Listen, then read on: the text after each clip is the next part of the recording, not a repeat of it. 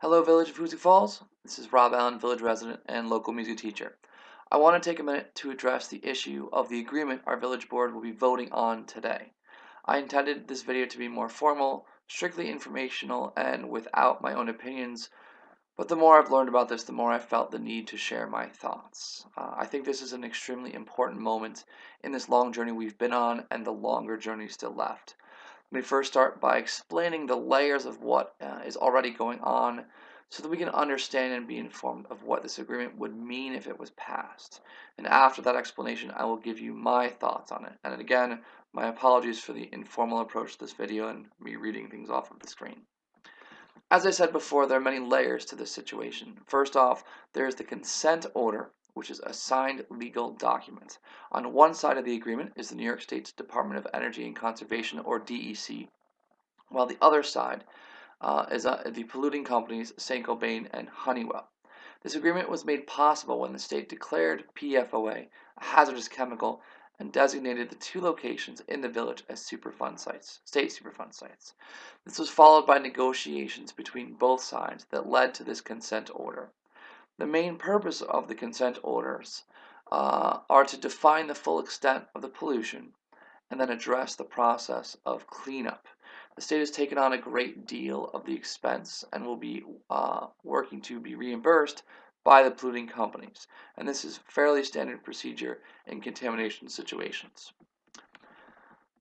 While the hope is that this will eventually take care of the pollution, it still doesn't address a few key concerns, such as the possibility of future negative health effects from our exposure and the concern that our property value has gone down. Because of these concerns, many citizens have decided to sue the polluting companies. The hope is that through this litigation, people can get back what they feel they have lost in property value, and also get some sort of money that would take care of possible future health concerns or health concerns that have already happened. This brings us back to the agreement that will be voted upon shortly, an agreement between the village of Hoosick Falls and St. Gobain and Honeywell. The agreement has two key parts. The first part is entitled Reimbursement of Village Costs. Would allow the village of Hoosick Falls to be reimbursed for costs they have accrued through dealing with the PFOA situation, specifically $850,000. Now, when I say village of Hoosick Falls, I don't mean each individual resident. I mean the governing entity that oversees the village, who has spent a great deal of money on handling the situation and are seeking to recoup what they have spent. Based on comments from a board member in this week's meeting, they will break even. While the agreement doesn't include a breakdown of costs that led to the $850,000 number, the press release accompanying the draft agreement from the village stated that, quote, $513,000 would be used to pay the village's team of engineering, legal, and communication consultants. The second part, entitled Release, states that the village of Hoosick Falls agrees not to sue St. Gobain or Honeywell for anything else related to PFOA and the water system now or in the future. In addition, St. Gobain and Honeywell would be agreeing not to sue the village of Hoosick Falls. Again, this doesn't mean citizens can't sue on their own. It just means that no matter what happens in the future or what is learned, the village is giving up the right to sue for damages to the water system. So to review, this agreement has nothing to do with DEC's overseeing of the cleanup, nor does it address health concerns or property value concerns. And when we discuss this agreement, we have to leave those concerns out for now.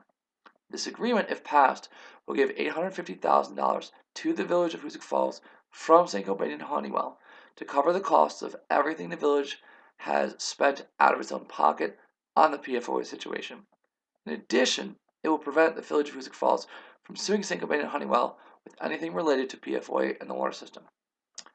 Let me say that again. If this agreement is passed, the village of Hoosick Falls will give up their right to sue for damages to the water system now and forever. This is the part where we switch from information to my personal opinion. And my personal opinion is that we need to flood this meeting tomorrow with people who recognize this for what it is, an absolute disaster of an idea that would handcuff the village residents and our next mayor, whoever that ends up being, for the next several years. Now, I would love to say that that's only my opinion, but it's not. Just about everyone I've spoken to feels the same way. There are many questions that need to be asked. I'm not even sure quite where to start. Is our goal only to break even?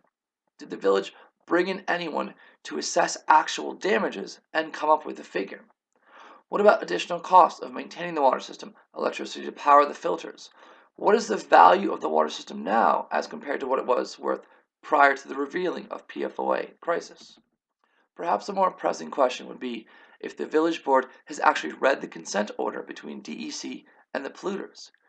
Because if they had, they probably would have noticed this particularly important part of Section 3 entitled Payment of State and Village Costs under letter C on page 9, which states, within 45 days after the effective date of this consent order, respondents shall meet with the village and negotiate for reimbursements to the village for some or all of its past and future costs allegedly associated with the presence of PFOA in the village's drinking water supply system.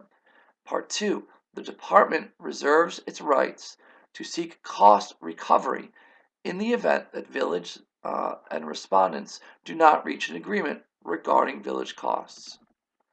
This means that the village can ask DEC to seek the recovery of money spent if they haven't reached an agreement. Has this been tried yet? Is anyone even aware of this? Is there some immediate rush to make this deal? Did anyone look at other similar agreements that are out there between other villages and polluters in similar situations?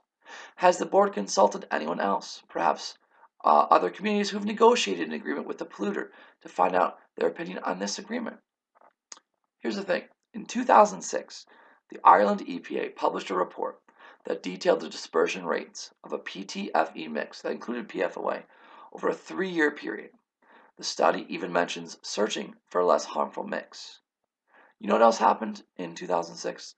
The construction of a multi-million-dollar new water plant in the village of Hoosick Falls, and the drilling of 2 new wells and the relocation of a 3rd well, with all 3 wells being within 400 yards of the stacks of St. Gobain. The company knew this huge water infrastructure project was going on, and they knew about PFOA's negative effects, and they studied the dispersion rate at an Ireland site for 3 years.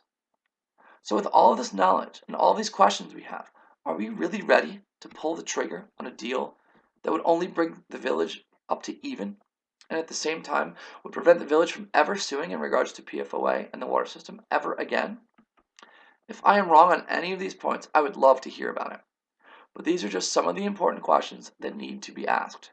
At this meeting, we need to listen hard to anyone who has any expertise on litigations or pollutions or any deal like this. And we really need to voice our displeasure at this deal. Our community is facing a long road ahead. We have new leadership on the horizon. We have an image to repair and a community to heal. At this point, I strongly believe that this agreement is terrible for the residents of the village, and I would urge you to get to that meeting and voice your opinion.